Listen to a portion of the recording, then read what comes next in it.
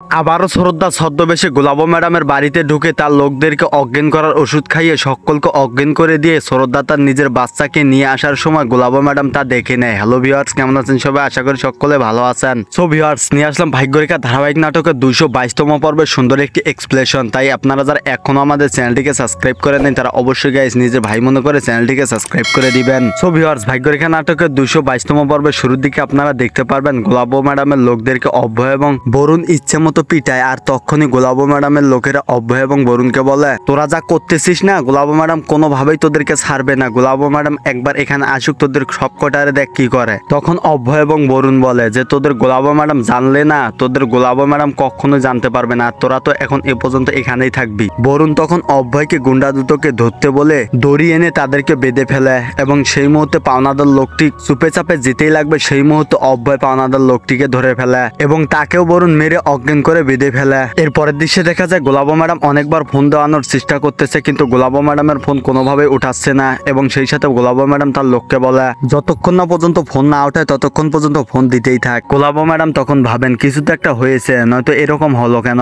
এর পরের দৃশ্যে দেখা যায় রান্নাঘরে শ্রদ্ধা ধীরে ধীরে করে গাজর কাটতেছেন এবং সেই মুহূর্তে গোলাপ ম্যাডাম যান। গোলাপ ম্যাডাম গিয়ে শ্রদ্ধার হাত থেকে চাকুটি কেড়ে নিয়ে গোলাপ ম্যাডাম শ্রদ্ধাকে বলেন খুব দ্রুত হাত চালাবি, খুব দ্রুত পাক করতে হবে, নয়তো একদম শেষ করে দিব। সেই মুহূর্তে শ্রদ্ধা গোলাপ ম্যাডামকে বুঝিয়ে বলতে সক্ষম হন। আসলে শ্রদ্ধা তখন গোলাপ ম্যাডামকে বোঝাচ্ছিলেন আমি আস্তে আস্তে করে সুন্দর করে পাক করতেছি যাতে আপনি খেয়ে অনেক মজা পান। এরপর গোলাপ ম্যাডাম ওখান থেকে চলে গেলে শ্রদ্ধা একটা অজ্ঞান হওয়ার ঔষধ বের করে তরকারির মধ্যে মিক্সচার করে দেন। এর পরের দৃশ্যে দেখা যায় গোলাপ ম্যাডাম রেগে রেগে বলছেন এবং সেই মুহূর্তে বরুণজিও এসে পড়েন। গোলাপ ম্যাডাম তখন বলেন আরে আমার লোকেরা একে একে করে সব গায়েব হয়ে যাচ্ছে, আমার লোকেরা কি জমিনে আছে নাকি সব আসমানে চলে গেল, কোথায় গেল আমার লোকগুলো? সেই মুহূর্তে গোলাপ ম্যাডামের একটি লোক বলেন ম্যাডাম আমি তো ভালো করেই খোঁজ নিচ্ছি, আর আমাদের লোকগুলো গায়েব হওয়ার আগে টিপাটি পরিবারে গিয়েছিল এবং টিপাটি পরিবারের পর থেকে আমাদের লোকগুলোকে আমরা আর খুঁজে পাচ্ছি না। সেই মুহূর্তে বরুণজি মনে মনে ভাবেন আরে গোলাপ ম্যাডাম হয়তোবা সবকিছু জেনে গেল।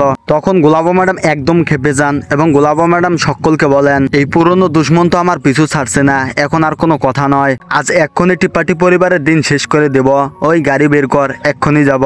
এর পরের দৃশ্যে দেখা যায় অভয় শ্রদ্ধাকে ফোন দিয়েছেন এবং শ্রদ্ধা বলে অভয় তুমি ভিডিও কল দাও, আমি সবকিছু তোমাকে দেখাবো। সেই মতো অভয় শ্রদ্ধাকে ভিডিও কল দিলে শ্রদ্ধা তখন অভয়কে তার সন্তান এবং শ্রদ্ধা নিজেকে দেখান। অভয় তখন শ্রদ্ধাকে বলে আরে আমার বাচ্চাকে তুমি দ্রুত গতিতে যে কোনো মূল্যে নিয়ে আসো। সেই মতো শ্রদ্ধা অভয়কে বলেন আরে আমি তো খাওয়ানোর মধ্যে অজ্ঞান হওয়ার ওষুধ মিশিয়ে দিয়েছি, আর একটু পর সকলে খেতে আসবে, সকলকে অজ্ঞান করে আমাদের ছিয়াকে আমি টিপাটি পরিবারে নিয়ে যাব।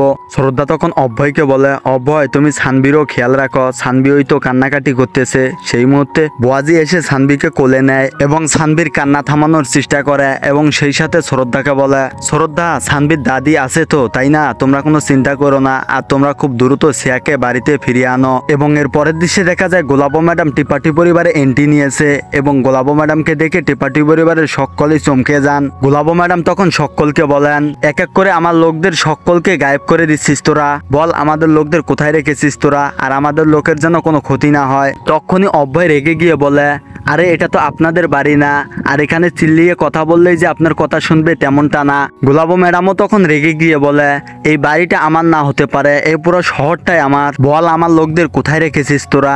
সেই মতো অভয় রেগে গিয়ে বলে আমার বাচ্চাকে বাঁচানোর জন্য আমি যে কোনো পথ পাড়ি দিতে পারি। গোলাপ ম্যাডাম তখন রেগে গিয়ে অভয়ের মাথায় বন্দুক ঠেকায় এবং গোলাপ ম্যাডাম বলেন এসব বলে গোলাপ ম্যাডাম বন্দুকটিকে রিলোড করে গুলি করতে যাবে। সেই মুহূর্তে বরুণজি এসে গোলাপ ম্যাডামের কানে কানে ফিসফিস করে বলেন ম্যাডাম এই অদমকে আপনি গুলি করে মেরে মিডিয়ার সামনে ছোট হবেন নাকি, চলেন এখান থেকে। এবং এর পরের দৃশ্যে আমরা দেখতে পাই শ্রদ্ধা খাবার নিয়ে এসে গোলাপ ম্যাডামের লোকদেরকে বলছেন আরে খাবার তো ঠান্ডা হয়ে যাবে, আপনারা এক্ষুনি খেয়ে নেন। আর গোলাপ ম্যাডামের লোকেরা তখন খাচ্ছিল এবং শ্রদ্ধা তা দেখে খুশি হয়ে যায়। এবং এর পরের দৃশ্যে আমরা দেখতে পাই বরুণজি অভিনয় করে গোলাপ ম্যাডামকে দেখাচ্ছেন। বরুণ তখন অভয়ের কলার ধরে ধমক দিয়ে অভয়কে লাথি মেরে ফেলে দেন। এটা দেখে টিপাটি পরিবারের সকলে অনেক অবাক হয়ে যায়। সেই সাথে বরুণ গোলাপ ম্যাডামের সামনে গিয়ে বলেন বুঝিয়ে দিয়েছি ম্যাডাম জি, চলুন এখান থেকে। গোলাপ ম্যাডাম তখন ওখান থেকে চলে গেলে অভয় বাড়ির সকলকে বলে আমি সিহা এবং শ্রদ্ধাকে আনতে গেলাম।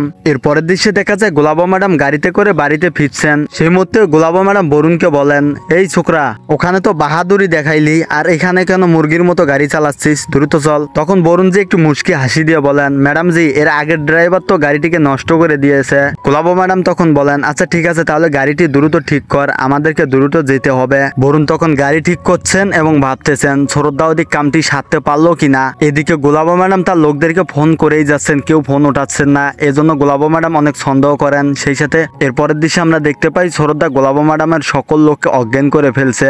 এরপর গোলাপ ম্যাডাম অপেক্ষা করতে করতে রেগে গিয়ে বরুণের মাথায় বন্দুক ঠেকায়। বরুণ তখন ভয়ে গোলাপ ম্যাডামকে বলে, আরে ম্যাডাম সবকিছু ঠিক হয়ে গেছে, চলুন এখন যেতে পারবো। আর এদিকে সরোদ্দা তার বাচ্চাকে আবারও কোলে নেন এবং সেই সাথে সরোদ্দা তার বাচ্চাকে নিয়ে বাড়ি থেকে বেরিয়ে আসতে লাগেন। সরোদ্দা তার বাচ্চাকে নিয়ে বাড়ির গেটের সামনে আসেন এবং এখানে এসে লক্ষ্য করেন অভয় একটা গাছের মধ্যে লুকিয়ে সরোদ্দা এবং শেয়ার জন্য অপেক্ষা করতেছেন। সরোদ্দা এসব দেখে স্বস্তির নিঃশ্বাস নেন। সেই সাথে সরোদ্দাও তার বাচ্চাকে নিয়ে আসতেই লাগবে, সেই মুহূর্তেই গোলাপ ম্যাডাম বাড়িতে এসে পৌঁছান এবং গাড়িটিকে পার্কিং করে সরোদ্দার সামনে এসে দাঁড়ান এবং সরোদ্দার মাথায় বন্দুক ঠেকান এবং সরোদ্দাকে বলেন, কিছু সময় শুধু বাড়িতে ছিলাম না, তাতেই এই অবস্থা, বল এই বাচ্চাকে নিয়ে তুই কোথায় যাচ্ছিস। সরোদ্দা তখন কি বলবে কিছু বুঝে উঠতে পারছিল না। সরোদ্দা তখন একদম ঘাবড়ে যায়। সো ভিউয়ার্স, এই ছিল ভাগ্যরেখা ধারাবাহিক নাটকের 222তম পর্বে সুন্দর একটি এক্সপ্লেশন। তো আপনাদের কাছে কেমন লেগেছে অবশ্যই কমেন্ট করে জানাবেন এবং 223তম পর্বের এক্সপ্লেশন ভিডিওটি পেতে হলে অবশ্যই আমাদের চ্যানেলটিকে সাবস্ক্রাইব করে আমাদের সঙ্গেই থাকবেন।